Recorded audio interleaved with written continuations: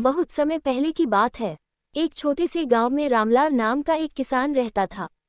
वह बहुत मेहनती और ईमानदार था। हालांकि उसकी आर्थिक स्थिति बहुत अच्छी नहीं थी, लेकिन वह कभी बेईमानी या चोरी चकारी के बारे में सोचता भी नहीं था। उसकी ईमानदारी के कारण गांव के लोग उसका बहुत सम्मान करते थे। एक दिन रामलाल अपने खेत में काम कर रहा था। अचानक हल चलाते समय उसे जमीन के नीचे कुछ कठोर चीज टकराने की आवाज आई। जब उसने खुदाई की तो हैरान रह गया। वहां एक बड़ी सोने की थैली दबी हुई थी। रामलाल ने सोचा, इतना सारा सोना, अगर यह मेरा होता तो मेरी गरीबी हमेशा के लिए खत्म हो जाती। लेकिन फिर उसके मन की आवाज आई, ये धन मेरा नहीं है, इसे असली मालिक को लौटाना चाहिए। रामलाल ने बिना देर किए सोने की थैली उठाए और सीधा राजा के महल की ओर चल पड़ा। जब वह महल पहुंचा तो उसने राजा से कहा, महाराज, ये सोने की थैली मुझे खेत में मिली है। मुझे नहीं पता कि यह किसकी है, लेकिन यह मेरा नहीं है। कृपया इसके असली मालिक तक इसे पहुंचाएं।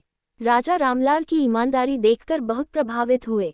उन्होंने कहा, रामलाल, कोई और होता तो ये सोना रख लेता, लेकिन तुमने इसे लौटाने का फैसला किया। तुम सच में बहुत ईमानदार हो।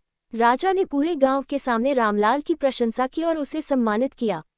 उन्होंने कहा, रामलाल, तुम्हारी ईमानदारी के लिए मैं तुम्हें इनाम देना चाहता हूँ। ये सोना अब तुम्हारा होगा। रामलाल ने विनम्रता से उत्तर दिया, महाराज, मैं मेहनत से जीवन यापन करना चाहता हूँ। ये धन मेरा नहीं है। इसे राजकोष में रखिए, जिससे इसका सही उपयोग हो सके। राजा उसकी बातों से और भी प्रभावित हुए और बोले, तुम्हारी ईमानदारी पूरे राज्य के लिए एक मिसाल है। मैं तुम्हें इस गांव का मुखिया नियुक्त करता हूँ, ताकि बाकी लोग भी तुमसे सीखें। गांव के लोग बहुत खुश हुए कि उनका किसान अब गांव का मुखिया बन गया है।